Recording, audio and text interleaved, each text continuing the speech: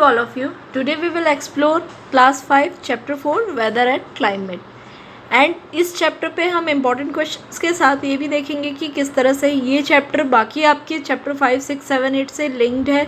सो ये बहुत important part है इस चैप्टर का. So let's start this chapter. So weather what is the meaning of weather? WATHER. आपको स्पेलिंग पे भी अवेयर रहना है क्योंकि वेदर का मतलब यदि भी होता है जो एक अलग वर्ड होता है WHEA, बट ये वेदर है मौसम.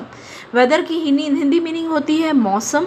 आपने देखा होगा कि हमेशा हम अलग अलग सीजन्स को फील करते हैं, हम अलग अलग जगह पे अलग अलग टाइम पे क्यों ये मौसम होते हैं. कभी हमें ठंड लगती है, कभी हमें गर्मी लगती है, कभी हमें बारिश रैनी सीज़न देखने को मिलता है. Changes of that time is called the weather, मौसम. So what is weather? What is the meaning of weather? So weather is the condition prevailing for short period of time in a small area. किसी भी एक छोटी जगह पे जो condition, छोटे समय के लिए जो कंडीशंस होती है, जो वेदर की कंडीशंस होती है, जैसे आपने देखा होगा ह्यूमिडिटी एंड एयर्स पे कभी ह्यूमिडिटी आ जाती है, कभी रेनफॉल हो जाती है, कभी अचानक से ठंडी लगने लगती है, कभी हमें बहुत हीट लगती है.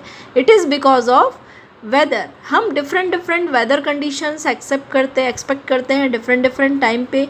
और जो ये वेदर्स है ये कॉन्स्टेंटली चेंज होते रहते हैं, हमेशा चेंज होते रहते हैं. एक ओवरऑल सेम वेदर कंडीशन एक लॉन्ग टाइम पे रह पाना मुश्किल नहीं है, चैलेंजिंग है. ऐसा नहीं होता कि एक ही टाइम तक बहुत समय तक ह्यूमिडिटी ही रहे, ये नहीं होता है. हमने देखा है कि वेदर हमेशा नाइट के समय में हम देखेंगे तो थोड़ा सा हमें कोल्ड फील होता है.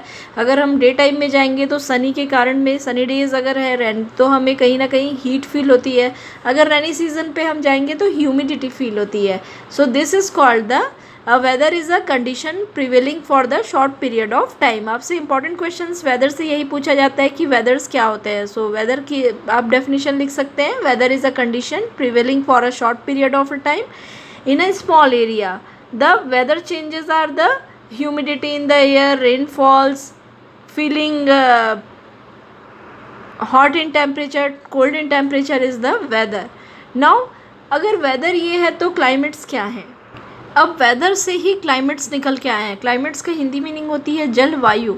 सो वेदर से ही क्लाइमेट्स वर्ड डिराइव हुआ है. क्लाइमेट क्या होता है? क्लाइमेट एवरेज वेदर कंडीशंस होती है for a long time in a particular area, large area. एक बहुत बड़ी जगह पे अगर वेदर कंडीशंस जो होती है एवरेज वेदर कंडीशन मीन्स ठंड है तो वो ठंड ही रहेगी बहुत टाइम के लिए, अगर बारिश है तो वो बारिश ही रहेगी. सो बहुत लंबे समय के लिए. इसे हम क्या कहते हैं? क्लाइमेट कंडीशंस कहते हैं. अब हम देखेंगे कि अलग अलग अर्थ के पार्ट पे डिफरेंट हमें क्लाइमेटिक कंडीशंस देखने के लिए मिलती है. और क्लाइमेट के कारण ही क्या चीज़ें होती हैं, वहाँ के लोगों की लाइफस्टाइल, जो क्रॉप्स होते हैं, क्लॉथ्स होते हैं, जो लोग कपड़े पहनते हैं, फूड जो लोग खाना खाते हैं, और जिस तरह से घर बनाते हैं. जैसे हमने देखा है कि फ्रिजिड जोन पे लोग इम्ब्लूस पे रहते हैं. हम देखते हैं कि अलग अलग कभी केव्स पे भी लोग रहते हैं अगर हम फॉरेस्ट्रियल एरिया पे जाएं तो. सो this is the affect of the climate. Climate के कारण एनिमल्स और प्लांट लाइफ जो होती हैं वो बहुत ज़्यादा अफेक्ट करती है. सो क्लाइमेट क्या हुआ? इस पैराग्राफ पे आपको क्वेश्चन ये आ सकता है कि क्लाइमेट क्या हुई. तो क्लाइमेट एक एवरेज वेदर कंडीशंस हुई, मीन्स बहुत लंबे समय तक अगर किसी जगह पे सेम वेदर है, जैसे कि अगर ठंडी है, गर्म है, या और बड़े एरिया पे, तो उसे हम क्या कहेंगे? उसे हम कहेंगे क्लाइमेट. सो यहाँ एक इम्पॉर्टेंट फैक्ट दिया हुआ है आपकी बुक पे. हाईएस्ट टेम्परेचर वर्ल्ड में जो रिकॉर्ड किया गया है आज तक वो 58 डिग्री सेंटीग्रेड का है. कहाँ रिकॉर्ड किया गया है इसे? अल अजीज़िया, लीबिया पे. अल अजीज़िया पे सबसे हाईएस्ट टेम्परेचर रिकॉर्ड किया गया है 58 डिग्री सेंटीग्रेड. और सबसे लोवेस्ट टेम्परेचर रिकॉर्ड किया गया है फ्रीजिड जोन पे, अंटार्कटिका पे, वॉस्टॉक स्टेशन पे. कितना है ये? -89 degree centigrade. So question answers fill in the blanks पे आपसे ये आ सकते हैं. तो ये दोनों क्वेश्चंस आपको याद रखने हैं कि 58 डिग्री अल अजीज़िया पे सबसे हाईएस्ट टेम्परेचर है -89. अंटार्कटिका के वॉस्टॉक स्टेशन पे सबसे लोवेस्ट टेम्परेचर है. So this is all about the weather and climate. Let's study factor that determine climate. Means कौन कौन से ऐसे फैक्टर हैं, कौन कौन से फैक्टर मीन्स कारक कौन कौन से ऐसी चीज़ें होती हैं जिसके कारण क्लाइमेट्स अफेक्ट होता है, क्यों किसी जगह पे गर्म होता है, क्यों किसी जगह पे ठंडी रहती है, क्या इस पे भी कोई फैक्टर होते हैं? जी हाँ, इस पे भी फैक्टर्स अफेक्टेड होते हैं। बहुत सारी चीज़ें हैं जो कि उस जगह को गर्म बनाती है, उस जगह को कोल्ड बनाती है। कैसे? सो वो फैक्टर हम एक्सप्लोर करते हैं। सबसे इम्पॉर्टेंट फैक्टर है, जैसा आप यहाँ पे देख सकते हैं, सन सबसे इम्पॉर्टेंट फैक्टर है। क्यों? क्योंकि अगर जब सन की रेज सीधी आएगी अर्थ पे, ये हमारी अर्थ है और ये है सन, अगर सन की रेज अर्थ पे डायरेक्टली आएंगी तो वो जगह कैसी हो जाएगी? वो जगह डेफिनेटली वहाँ पे हीट ज़्यादा होगी। अगर सन की रेज टिल्टेड रहेगी, अगर सन की रेज डायरेक्टली नहीं आएगी तो वो जगह कैसी होगी? डेफिनेटली कोल्ड होगी। सो जिस एरिया पे, और सन की जगह हम देख सकते हैं कि सन की जो हीट है वो डायरेक्टली कहाँ आ रही है? इक्वेटर्स पे के नियर आ रही है। ये इक्वेटर्स होते हैं, सो इक्वेटर्स के नियर आ रही है। इसीलिए जो इक्वेटर्स के एरिया होते हैं वो बाकी जगह से ज़्यादा हॉटर होता है। अगर अर्थ का हम ये प्लेस देखें तो इस प्लेस पे हॉट ज़्यादा होती है, हॉटनेस ज़्यादा होती है, यहाँ पे हॉटर प्लेस है ये। साथ ही साथ अगर हम देखें जैसे जैसे हम नॉर्थ पोल या साउथ पोल की ओर मूव करते जाते हैं, जो हॉटनेस है वेदर का, वो कम होते जाता है। सो कोल्डनेस बढ़ती जाती है। So that's why the factor, the most important factor हो गया डिस्टेंस फ्रॉम द इक्वेटर। ये हमने फर्स्ट रीज़न लिखना है आपको। फैक्टर पे अगर आएगा आपके, ये क्वेश्चन आता ही आपसे, the factor that determine the climate. और सिर्फ अभी ही नहीं, क्लास 10th 11th 12th में भी ये फैक्टर्स आते हैं। सो फैक्टर्स दैट डिटरमाइन क्लाइमेट, कौन कौन से फैक्टर्स है? तो सबसे फर्स्ट फैक्टर है डिस्टेंस फ्रॉम द इक्वेटर। अगर कोई प्लेस इक्वेटर के नियर है तो वो ज़्यादा हॉटर होगा, अगर वो इक्वेटर से दूर है तो वो ज़्यादा कोल्डर होगा। साथ ही साथ सेकंड फैक्टर जो डिफाइन करता है वो है height from the above the sea level.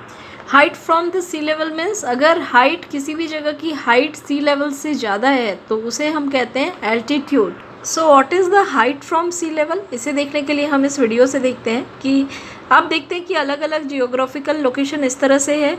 अगर सी लेवल से हम हाइट देखें तो माउंट एवरेस्ट, जैसा कि हम जानते हैं कि सबसे ज़्यादा हाइट पे है सी लेवल से, कितनी? 8,850। सो ये डिपेंड करता है सी लेवल से हाइट, और इसे ही हम कहते हैं एल्टीट्यूड। जैसे अगर हम देखें तो ये हमारी अर्थ है। अगर हम अर्थ को एक डिफाइन करें, so this is our earth, right, this is our अर्थ।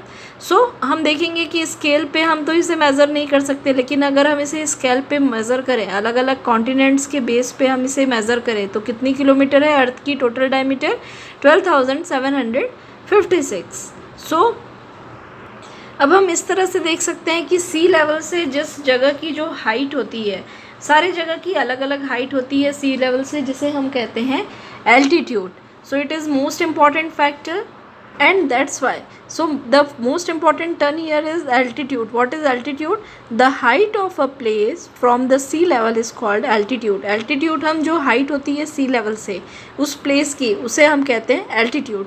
साथ ही साथ जितना हम हायर जाते हैं, जितने ऊपर की ओर हम जाते हैं, उतनी ज़्यादा ठंडी बढ़ती जाती है, उतनी ज़्यादा कूलर इट गेट्स। सो कुछ प्लेस ऐसे हैं जो लोकेटेड सेम अल्टीट्यूड्स पे लोकेटेड हैं, लेकिन जो अदर लोकेशन से लोअर एटीट्यूड पे हैं। That's why Bangalore and Chennai, हम एग्जांपल देख सकते हैं, Bengaluru and Chennai are the same latitude, दोनों ही सेम लैटीट्यूड्स पे। अगर अर्थ के इक्वेटर्स पे देखें तो हम दोनों का लैटीट्यूड सेम ही है, लेकिन बेंगलुरु मोर कूलर है, ज़्यादा ठंडा है कंपेयर टू चेन्नई। क्यों? Because of sea level height, because it is 3,100 feet above from the sea level, while Chennai is almost at the sea level, लेकिन चेन्नई सी लेवल से।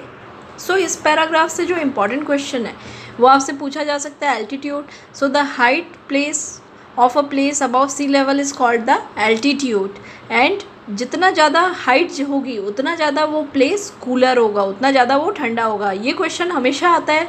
Bengaluru and Chennai are the same latitude, but why it is cooler? So why it is more cooler? Because of the height of the sea level. आजकल MCQ questions भी पूछ रहे हैं आपसे, तो MCQ questions पे ये पूछ सकते हैं, why Bengaluru and Chennai are different, having different climate condition due to the height of sea level. Okay, the third factor which affect the climate condition is the distance from the sea. आपने अक्सर देखा होगा कि सी बीच पे जब भी हम जाते हैं, सी के नियर पे, सी मीन्स समुद्र, जब भी हम सी के नियर पे जाते हैं, जितना ज़्यादा क्लोज जाते हैं ना, वहाँ बहुत ज़्यादा हॉट होता है मौसम, ना ही ज़्यादा कोल्ड होता है, ना तो वहाँ बहुत ज़्यादा गर्म होता है, ना तो बहुत ज़्यादा ठंडा होता है। सो इस तरह के प्लेसेस जो होते हैं, so the place near to sea level is neither too much hot nor very extreme hot, not very cold, okay? और जितना ज़्यादा हम दूर जाते जाते हैं सी लेवल से, उतनी ज़्यादा एक्सट्रीम हॉट और एक्सट्रीम कोल्ड की कंडीशन आती है। यही एग्जांपल हम देख सकते हैं दिल्ली पे। दिल्ली पे हमने देखा है कि जो कोल्ड का एटमॉस्फेयर पे, विंटर सीजन पे दिल्ली बहुत कोल्ड होती है, वहीं समर सीजन पे दिल्ली पे बहुत ज़्यादा हॉट होती है। जबकि Mumbai, if we will see the example of Mumbai, so Mumbai is neither too much cold not too much hot, बहुत ज़्यादा वहाँ पे कोल्ड नहीं होता मौसम, नहीं बहुत ज़्यादा हॉट होता है, because of the it is near the sea. So sea से क्यों ऐसा होता है? Because of sea breeze is the sea breeze मतलब ठंडी हवाएं। वहाँ जो ठंडी हवाएं होती हैं वो गर्म से होकर ठंडी जल्दी ही हो जाती हैं, इसलिए वो एटमॉस्फेयर्स को मेंटेन करती हैं, टेम्परेचर को मेंटेन करती है। The next factor that affect climate conditions are the direction of the wind. Direction of the wind means किस जगह से वो हवाएं आ रही है। आपने अक्सर देखा होगा, स्टॉर्म्स की फील की होगी आपने, ठंडी हवाओं को फील किया होगा। सो जो हवाओं के डायरेक्शंस होते हैं, डायरेक्शंस मीन्स किस जगह से आती है। Origin of the wind depend करता है उस जगह की वेदर पे, पर्टिकुलर डिपेंड करता है कि वहाँ जो विंड्स आ रही है, वहाँ जो हवाएं आ रही हैं, वो किस रीज़न से आ रही हैं। अगर वो कोल्ड रीज़न से आ रही होंगी तो टेम्परेचर डिक्रीज़ हो जाएगी उस जगह की, जबकि अगर वो विंड्स हॉट रीज़न से आ रही होगी तो टेम्परेचर इंक्रीज़ हो जाएगी। और अगर वो विंड्स सी से आ रही है सो वो रीज़न मोर ह्यूमिड हो जाएगा। सो this is the next factor of affecting the climate is the direction of winds. If the wind is coming from the hot region, it will make the weather hot, cold region cold, and sea region that it will makes the weather humid. Next one is humidity. Humidity हम किसे कहते हैं? Moisture जो available होता है अर्थ हमारे atmosphere पे, उसे हम कहते हैं ह्यूमिडिटी। आपने अक्सर देखा होगा जब रेनी सीज़न पे हमारी जो बेसिकली एक नमी रहती है, जिसके कारण से सीलन भी हो जाती है, जो आप अगर बाहर स्नैक्स रखते हैं वो सील हो जाता है, या अक्सर मॉइस्चर रहती है एटमॉस्फेयर पे, इसे ही हम कहते हैं ह्यूमिडिटी। हिंदी में हम इसे कहते हैं उमस या आर्द्रता भी कहते हैं। So the amount of moisture of water vapour in the air is called humidity. Humidity किसे कहते हैं? जो मॉइस्चर और वाटर वेपर का अमाउंट एयर में प्रेजेंट होता है उसे हम कहते हैं ह्यूमिडिटी। अगर ज़्यादा मॉइस्चर है तो उसे हम ज़्यादा ह्यूमिड एरिया कहेंगे, अगर कम ह्यूमिड है तो कम ह्यूमिडिटी एरिया कहेंगे। सो ह्यूमिडिटी के कारण अब ये वेदर पे, क्लाइमेट कंडीशन पे किस तरह से अफेक्ट करता है। सो अगर इस ह्यूमिडिटी पे जो हवाएं हैं, winds blowing from the sea have a hot and moisture, lot of moisture, जो सी से विंड्स आती है, हमने पिछले भी देखा है फैक्टर पे, वो बहुत ह्यूमिड होती है। और यही कारण है कि मुंबई या चेन्नई ऐसी जगह है जो बहुत ह्यूमिडिटी है, वहाँ बहुत ज़्यादा ह्यूमिडिटी है। और इस जगह पे अगर ह्यूमिडिटी बहुत ज़्यादा एटमॉस्फेयर पे हो जाती है तो उस जगह पे रेनिंग भी बहुत ज़्यादा होती है। ये हम देख सकते हैं heat zone of the earth. This we can see, globe पे हम पूरी इसे देख सकते हैं, जो आपकी बेसिकली बुक पे दिया हुआ है। नेक्स्ट टॉपिक हमारा यही है, heat zone. What is the heat zone? Heat zone means अगर हम अर्थ को लें, सो ये जो जगह होती है ये बहुत ज़्यादा गर्म होता है, ये जो जगह होती है ये मॉडरेट टेम्परेचर्स होते हैं, ये जो जगह होती है वो एक्सट्रीमली कोल्ड होते हैं, मीन्स ठंडी यहाँ बहुत ज़्यादा होती है। So let's explore the heat zones. Heat zone क्या होती है? इंटेंसिटी ऑफ हीट मीन्स कितनी ज़्यादा गर्म है कोई जगह, उसके बेस पे प्लेस को, अर्थ को अलग अलग जोन पे डिवाइड किया गया है, जिस पे हम मेन देखते हैं कि 3 हीट जोन्स है। हीट जोन को ही हम क्या कहते हैं? टेम्परेट जोन, टेम्परेचर जोन और heat zone are the same, temperature और heat zones. So they are the 3 major heat zones, torrid zone और tropical zones. So the torrid zone और ट्रॉपिकल जोन्स वो जोन्स होते हैं, जैसा आप यहाँ पे देख सकते हैं, ये टॉरिड जोन है, ये इतनी प्लेस, ये जो आप जगह देख रहे हैं, this is the torrid zone. So torrid zone earth की वो जगह होती है जहाँ पे बहुत ज़्यादा सन की रेज डायरेक्टली आती है, इसलिए टेम्परेचर बहुत ज़्यादा होता है। और इस एरिया पे इक्वेटर के दोनों ही साइड पे हम देखेंगे तो ट्रॉपिकल ऑफ कैंसर और ट्रॉपिकल ऑफ कैप्रिकॉन्स होते हैं, जिसे हम कहते हैं टॉरिड जोन्स। और यहाँ का एटमॉस्फेयर क्लाइमेट अगर हम बात करें तो कैसा होता है, हॉट और ह्यूमिड होल ईयर। अगर हम ग्लोब से डायरेक्ट समझना चाहें तो ये जैसा आप देख सकते हैं, this line is called the equator. Equator पे बेसिकली आप देख सकते हैं कि ये ट्रॉपिक ऑफ कैंसर है और ये ट्रॉपिक ऑफ कैप्रिकॉर्न है। सो ये जो अर्थ का जोन हुआ इसे हम क्या कहेंगे, टॉरिड जोन। टॉरिड जोन के बाद ट्रॉपिक ऑफ कैंसर के arctic circle 66 degree north and antarctic circle tropic of capricorn 66 degree half of south तक क्या हुआ, ये जोन क्या हुआ, टेम्परेट जोन हुआ। और जो नॉर्थ पोल है हमारा और साउथ पोल है वो कौन सा जोन हुआ, frigid zone. So torrid zone हमने देखा कि टेम्परेचर कैसा रहता है, हॉट और humid, because sun rays directly coming in that area. Okay, then next zone is the temperate zone. Temperate zone receives slanting rays of sun. Slanting मतलब तिरछी raise. अगर जिस तरह से आप यहाँ देख सकते हैं, ये इस जगह पे सन की रेज कैसे रिसीव होती हैं, स्लैंटिंग। सो स्लैंटिंग रेज रिसीव होने के कारण ये जो एरिया होता है वो न तो बहुत ज़्यादा ठंडा होता है, न ही बहुत ज़्यादा गर्म होता है। और इस एरिया को हम कहते हैं टेम्परेट जोन। ये बेसिकली लाई करता है between torrid zone and frigid zone. It is the area between torrid zone and the frigid zone. And last one is the frigid zone. So इस zone पे अगर हम देखें तो very steep and slanted rays of sun, मतलब बहुत कम, बहुत deep, बहुत कम यहाँ पे सन रेज रिसीव होती है। ये जो एरिया होता है वो बेसिकली टेम्परेट जोन और Arctic circle and antarctic circle के बेस पे साउथ पे होते हैं। सो इस जगह पे अगर हम देखें तो आर्कटिक सर्कल पे नॉर्थ पोल पे ये नॉर्दर्न हेमिस्फेयर्स पे होते हैं, नॉर्थ फ्रिजिड जोन। अगर अंटार्कटिक सर्कल पे हम देखें तो फिर साउथ पोल पे साउदर्न हेमिस्फेयर पे होता है साउथ फ्रिजिड जोन।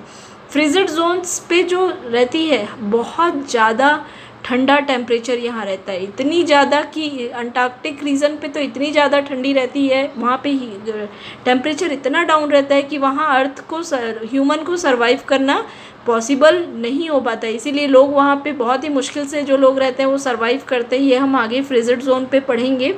सो दस we have completed the heat zone of this chapter. सो जो हमने इस चैप्टर पे पढ़ा है वो ये है कि टेम्परेचर, हवा, ठीक है, टेम्परेचर मीन्स तापमान, विंड मीन्स हवा, ह्यूमिडिटी मीन्स आर्द्रता और रेन मीन्स बारिश। मतलब किसी भी जगह की जो वेदर होती है वो पता चलती है किससे, टेम्परेचर से, विंड से, हवाओं से, टेम्परेचर से, ह्यूमिडिटी से, रेन से। हम किसी भी जगह के वेदर का पता कर सकते हैं। ये जो कंडीशंस होती है, अगर स्मॉल एरिया पे अगर कोई कंडीशन है तो उसे हम कहेंगे वेदर, और वही कंडीशन अगर बिग एरिया पे लार्जर टाइम के लिए है तो हम उसे कहेंगे क्लाइमेट।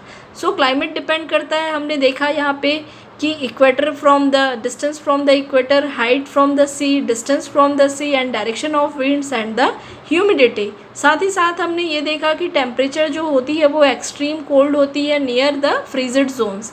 हमने 3 तरह के टेम्परेचर्स भी, जोन्स भी देखे, जो अर्थ को 3 हीट जोन्स को जो डिफ़ाइन किया गया है। हमने ये देखा ट्रॉपिकल जोन्स जो होते हैं वो बहुत हॉट और ह्यूमिड्स होते हैं, फ्रीजिड जोन्स होते हैं एक्सट्रीमली कोल्ड होते हैं, टेम्परेचर जोन्स जो होते हैं ना ज़्यादा हीट हॉट होते हैं ना ज़्यादा कोल्ड होते हैं। सो दस we have completed all the about the chapter 4 weather and climate. So if you have any doubt, any query, please write us on comment and please subscribe our channel so that you will get all the updates of CBSE classes. Thank you for listening. Thank you so much.